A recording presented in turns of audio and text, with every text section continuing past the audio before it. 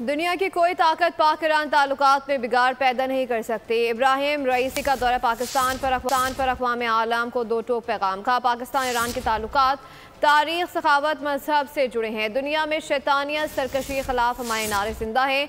ईरान की सबसे बड़ी तरजीह फ़लस्तीन की आज़ादी है। इनकलाब ईरान अभी ख़त्म नहीं हुआ।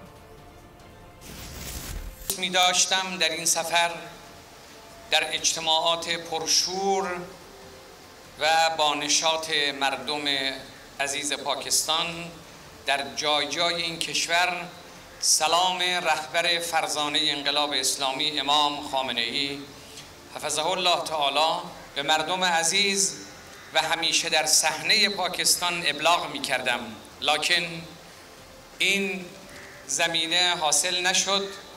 از همین جایگاه به همه مردم عزیز در پاکستان، پیر و جوان و همه آحاد مردم عزیز در این ایالت و جای جای پاکستان ابلاغ سلام می کنم.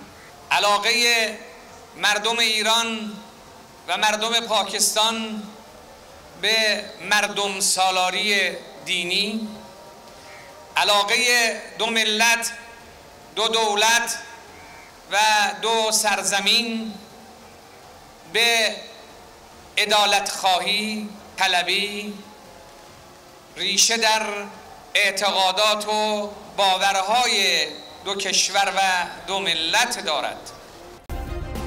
सब्सक्राइब करें और बेल दबाएं ताकि कोई खबर रह न जाए।